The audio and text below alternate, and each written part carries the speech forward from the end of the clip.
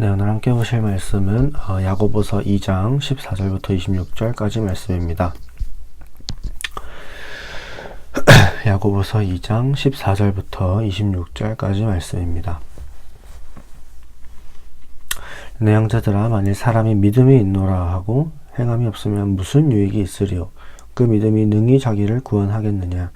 만일 형제나 자매가 헐벗고 일용할 양식이 없는데 너희 중에 누구든지 그에게 이르되 평안히 가라, 덥게 하라, 배부르게 하라 하며 그 몸에 쓸 것을 주지 아니하면 무슨 유익이 있으리요? 이와 같이 행함이 없는 믿음은 그 자체가 죽은 것이라. 어떤 사람은 말하기를 너는 믿음이 있고 나는 행함이 있으니 행함이 없는 내 믿음을 내게 보이라. 나는 행함으로 내 믿음을 내게 보이리라 하리라. 네가 하나님은 한 분이신 줄을 믿느냐? 잘하는도다. 귀신들도 믿고 떠느니라. 아, 화탄한 사람아, 행함이 없는 믿음이 헛것인 줄을 알고자 하느냐? 우리 조상 아브라함이 그 아들 이삭을 제단에 바칠 때에 행함으로 의롭다 하심을 받은 것이 아니냐? 네가 보거니와 믿음이 그의 행함과 함께 일하고 행함으로 믿음이 온전하게 되었느니라. 이에 성경에 이른바 아브라함이 하나님을 믿으니 이것을 의로 여기셨다는 말씀이 이루어졌고 그는 하나님의 벗이라 칭함을 받았나니 이로 보건대 사람이 행함으로 의롭다 하심을 받고 믿음으로만은 아니니라. 또 이와 같이 기생 라합이 사자들을 접대하여 다른 길로 나가게 할 때에 행함으로 의롭다 하심을 받은 것이 아니냐. 영혼 없는 몸이 죽은 것 같이 행함이 없는 믿음은 죽은 것이니라. 아멘. 어제 제가 이제 야고보서 1장을 했는데요. 말씀드린 대로 오늘 제가 말씀 안 드렸군요. 오늘은 이제 야고보서 2장입니다.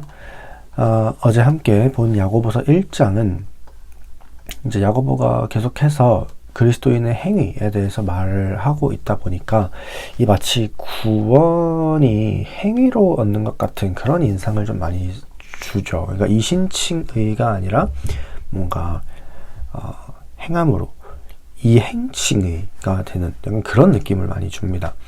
그래서 실제로 그런 논쟁들이 있기도 해요.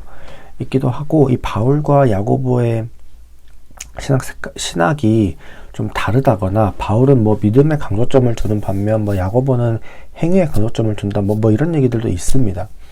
그런데 이제 그건 맞는 말은 아니에요. 둘 다. 이제 야고보서 2장을 통해서 믿음과 행위의 관계가 어떻게 되는가, 그리고 바울과 야고보의 그런 신학이 다르지 않습니다. 다른 얘기를 하고 있는 게 아니에요. 그래서 그 점을 조금 살펴보겠습니다. 일단은 결과부터 좀 결과적으로 얘기를 하자면 믿음과 행위는 절대로 떨어질 수가 없습니다. 이건 마치 동전의 양면과도 같고 사람 몸의 앞과 뒤와 같아요. 그래서 야고보가 이렇게 얘기를 해요. 행함이 없는 믿음은 죽은 것이다 라고 얘기를 하죠. 즉 믿음이 있는 사람은 그리스도인으로서의 행위와 그런 어떤 실천이 삶의 동반이 된다라는 겁니다. 믿음이 있는데 행함이 없다. 이건 문제가 있죠. 믿음이 있다고 하기가 어렵습니다. 반대로 행함이 있는데, 실천이 있는데 믿음이 없다? 이거는 더 말이 안 돼. 이건 뭐 거의 연기잖아요, 연기. 그건 이제 그리스도인이라고 할 수가 없겠죠.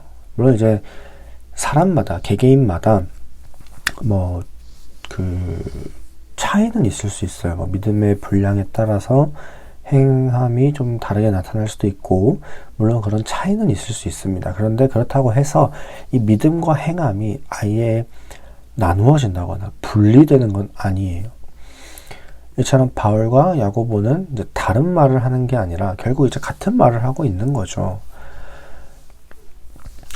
특히 이제 오늘 야고보서의 저자 이 야고보는 아브라함과 라합 이 두 사람을 예로 들면서 설명을 합니다. 먼저는 이제 아브라함이에요. 하나님께서 아브라함의 아들 이삭을 이제 제물로 바치라고 말씀을 하시죠. 그때 그건 사실 너무나도 말도 안 되는 명령이에요. 왜냐하면 하나님께서 아이를 가질 수 없는 아브라함에게 찾아오셔서 약속하셨고 실제로 하나님의 말씀대로 아이가 생겼는데 그걸 갑자기 아이를 바치라고 한다? 이건 너무 폭력적이죠. 그죠? 근데 그런 말도 안 되는 하나님의 말씀 앞에서 아브라함은 실제로 이삭을 제물로 바치려고 해요. 어떻게 그럴 수 있었는가? 히브리서 11장을 보면 이제 그 답이 나오는데, 11장을 보면 이제 17절부터 19절, 17, 18, 19절 말씀을 보면 답이 있습니다. 아브라함은 그 시험을 받을 때에 믿음으로 이삭을 드렸는데, 그것은 하나님이 아브라함에게 하신 약속, 네 자손이라 칭할 자는 이삭으로 말미암음이라 라는 그 약속이었어요. 그런데 이삭이 죽으면 하나님께서 하신 그 약속이 안 이루어지잖아요. 하나님께서 아브라함에게 찾아오셔서 이삭을 얘기하시고, 또 네가 만민의 아버지가 될 거다, 이렇게 큰 민족을 얘기를 하셨는데, 이삭으로 말미암을 것이다 라고 얘기를 하셨는데, 이삭이 죽으면 그 약속이 안 이루어지잖아요. 그죠? 그래서 아브라함은 자기가 이삭을 죽여도 하나님께서 이삭을 다시 살려서 자기랑 한 그 약속을 이루실 것이다 라는 그 믿음이 있었고, 그 믿음이 있었기 때문에 이제 이삭을 실제로 죽이려고 할 수 있었던 것이죠. 그러니까 아브라함의 행동은 사실 이 개인 아브라함의 믿음에서 우러나온 것, 기반한 것이고, 그 아브라함의 행함을 통해서 아브라함의 믿음이 온전히 참된 믿음이었다라는 걸 이제 증명하고 드러낸 거죠. 그리고 또 이제 라합은 어떤가? 라합은 이제 그 이스라엘 백성들이 출애굽을 한 이후에 그 가나안 땅에 이제 정복을 하러 가기 전에 정탐꾼을 먼저 보내요. 그죠? 정탐꾼을 보냈는데, 그 가나안 여인, 이방인이었던 라합이 그들을 가나안 병사들로부터 지켜줍니다. 사실 이제 적군인데 지켜줘요. 그 이유가 무엇이냐? 하나님께서 이스라엘 백성들을 출애굽시키신 그 사실을 자기가 소문으로 들었다는 거예요. 소문으로 들었는데, 이게 그냥 한 귀로 듣고 한 귀로 흘린 게 아니라 듣고 그 사실대로 믿었기 때문입니다. 하나님께서 살아 역사하신다라는 걸 믿은 거죠. 그죠? 그래서 이스라엘 정탐꾼들을 숨겨서 보호해주는 그 행함이 나타난 거예요. 그러니까 하나님을, 이방인이지만 하나님을 모르지만 소문으로 들은 그 하나님을 믿고 그 믿음으로 말미암는 행동이 나타났다라는 거죠. 이것처럼 행함과 믿음은 사실 떨어질 수가 없습니다. 믿음이 작다? 그러면 그 작은 믿음으로 인한 행동이 있어요. 그죠? 믿음이 크다? 그럼 그 큰 믿음으로 말미암는 또 행동이 있습니다.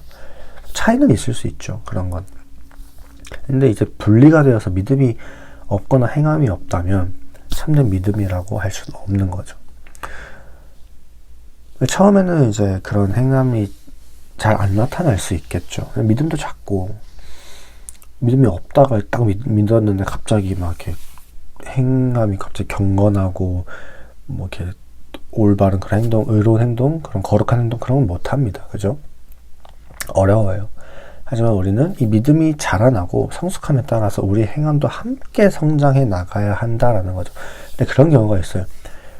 기도하고 말씀 열심히 읽는데 행함이, 그 행함의 성장이 더딘 경우가 있어요. 그죠? 그래서 이 점이 조금 문제인 거죠. 우리가 말씀 열심히 읽고 기도하는 거 할 수 있어요. 예배 나오는 거 할 수 있습니다. 그런데 막상 삶의 순간에서 실천하려고 하면 굉장히 어렵죠. 그죠? 이런 거 보면은 참 이 구원받는 거에 대한 믿음과 내 실천에 있어서, 이 삶에 있어서의 믿음은 참 좀 다른 것 같다라는 생각도 듭니다. 근데 어쨌거나 중요한 건 우리의 삶이 이 믿음에 기반하여서 같이 자라나고 좀 이렇게 성숙해지기를, 그래서 그리스도의 그 장성한 분량에 이를 수 있기를 바랍니다. 그래서 오늘 함께 기도하셨으면 좋겠는 건, 이제 나의 신앙생활에 있어서 신앙의 수가 점점 늘어가는데 과연 내 삶과 행함은 그만큼 있는가? 한번 돌아보셨으면 좋겠고, 두 번째로는 이 믿음과 행함의 일치가 있을 수 있도록 이 두 가지를 놓고 함께 기도하셨으면 좋겠습니다. 함께 기도하겠습니다. 사랑이 많으신